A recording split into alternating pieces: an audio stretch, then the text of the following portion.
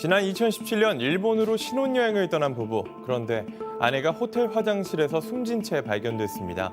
옆엔 주사기가 놓여 있었고 남편은 평소 아내가 우울증을 앓았다고 진술했습니다. 일본 경찰은 극단적인 선택으로 판단했습니다. 하지만 우리 경찰이 다시 수사에 들어갔습니다. 보험금을 노린 범죄로 의심됐기 때문입니다.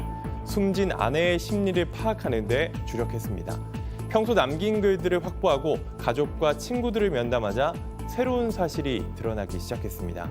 임신한 아내가 예쁜 아이 이름을 인터넷에 검색하고 주변엔 여행이 설렌다면서 말을 했던 겁니다.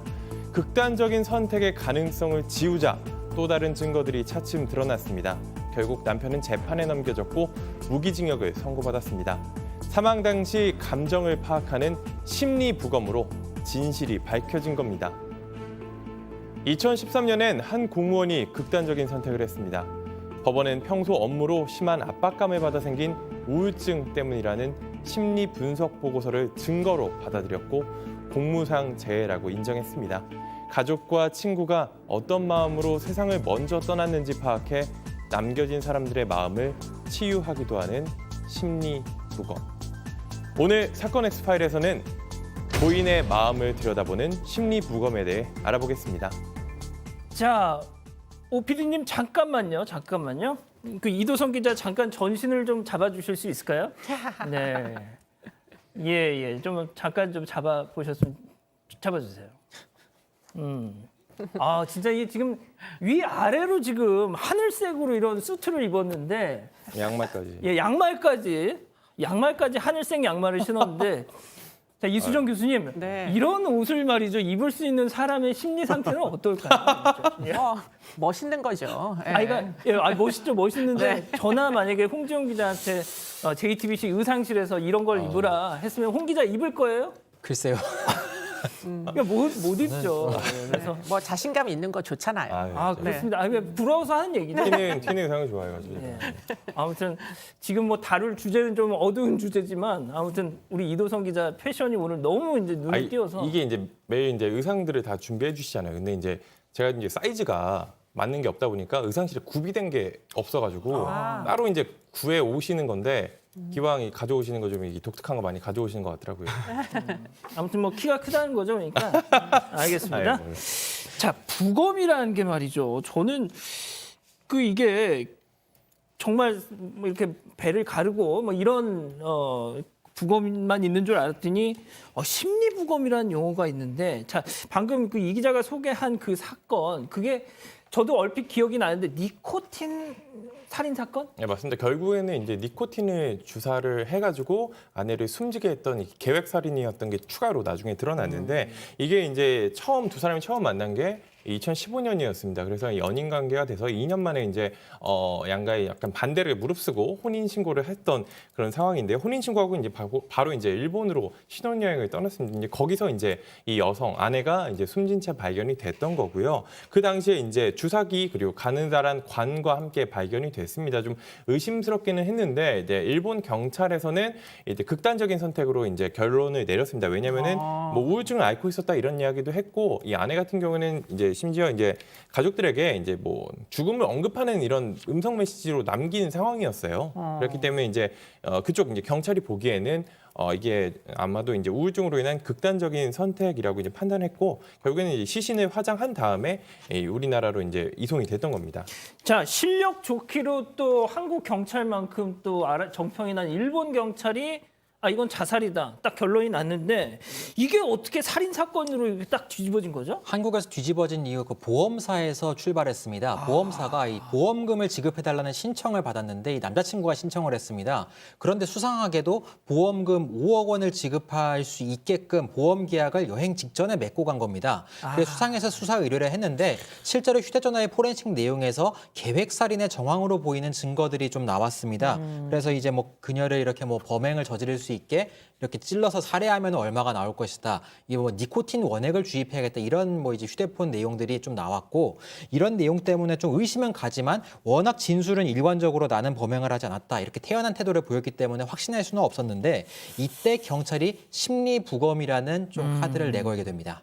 자, 그래서 그 심리 부검이라는 거는 뭐 어떻게 하는 거예요, 그거? 일단 이 신체를 부검하듯이 다 들여다보는 건데 일단 이 숨진 사람의 이제 생전 기록이나 이제 주변 사람들을 만나서 이제 면담을 하는 겁니다. 이 사건 같은 경우에는 남성이 이제 나는 피고인이죠. 피고인이 진술과 증언이 일관됐습니다. 나는 그런 적 없고 아내가 뭐 어떤 상황에서 되게 구체적으로 이야기를 했어요. 그렇기 때문에 다른 증거들이 조금 나오긴 했지만 이 피고인의 진술, 그러니까 그 당시에 피의자였겠죠. 수사기관에서 피의자의 이제 진술을 깨뜨릴 만한 게 있었어야 됐는데 그렇다면 이제 이 숨진 아내가 그럴 의도가 없었다. 이 극단적인 선택을 할 이유가 전혀 없었다는 걸 밝혀냈어야 했습니다. 그래서 이제 숨진 이 피해자의 이 가족들 그리고 친구들, 아르바이트를 했던 동료들까지 이제 만나서 이야기를 했는데 그 사람들 얘기를 들어보니까 전혀 그럴 이유가 없다는 거예요. 주변 사람들이 느끼기에는. 그래서 이제 죽음이 수상하다 이런 식으로 얘기를 했는데 결국에 이제 나중에 드러난 걸 보니까 이 유서를 쓴 것도 남성이 강제로 쓰게 했던 거고 이 여성 같은 경우에 스스로 몸을 해치는 경우가 종종 있었는데 이것도 남성의 이런 폭력성 때문에 기인을 했다는 거죠. 그리고 이 또 증거로 드러난 게 여행을 가기 전에 이 여성 같은 경우에 이제 당시 이제 임신을 하고 있었다고 하는데 아이 이름 같은 걸 이제 검색을 했던 거예요. 그리고 주변에 지금 여행 가서 너무 설렌다 이런 이야기도 했고 여행을 갔다 와서 어떤 아르바이트를 해서 이제 어떤 식으로 생계를 꾸려야 된다든지 이런 계획도 있었기 때문에 이거는 극단적인 선택이 가능성이 적다 이런 식으로 이제 경찰이 판단할 수 있었던 겁니다. 그래서 이 남성을 결국에는 재판에 넘기면서 다른 증거들과 함께 물증이 더 있었으니까요. 다른 증거들과 함께 이 심리 부검 보고서까지 증거로 냈고 법원에서 이거를 채택을 했습니다. 자, 변호사님 그럼 법원에서는 어떻게 판단을 한 거예요? 네, 살인죄를 범했다고 봤습니다. 그래서 무기징역이 최종 확정됐는데 사실 이 사건 판결문을 보면 논쟁이 좀 있었어요. 왜냐하면 목격자가 없고 녹화 영상도 없기 때문에 도대체 니코틴을 어떻게 주입한 거냐. 여기에 대해서 검사가 증명을 해야 되는 상황이었거든요. 그런데 기타 여러 가지 증거들을 종합해서 결국 증명에 성공을 해낸 거죠. 일단 그 보험 가입시키는 방법 어떻게 하고 또 약물을 투여해서 살인하겠다 이런 그 계획이 일기장에도 담겨 있었고 그리고 또 몇 년 전에 또 다른 여성에게 비슷한 방법을 시도하다가 또 실패한 사실도 드러났고 아이고, 또 이런 것들을 종합해서 결국은 살인죄를 범했다고 인정을 했고요. 특히 인간으로서의 최소한의 염치도 없다는 지적까지 덧붙였습니다. 예.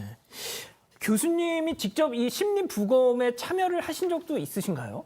어떻게 하는 거죠, 이런 거? 심리 부검을 하죠. 그러니까 저는 이제 군 사망사고위원회 극단적 선택을 하신 분들이 많거든요. 그렇기 때문에 이제 그럴 때 뭐 극단적인 선택을 한 이유가 개인적인 이유가 아니라 뭐 외부의 이유. 지금 이 경우에는 남편의 이제 어떤 가혹행위, 폭력행위와 그리고는 이제 그래서 결과적으로 이제 극단적인 선택이 아닌데 타살인데 위장된 거잖아요.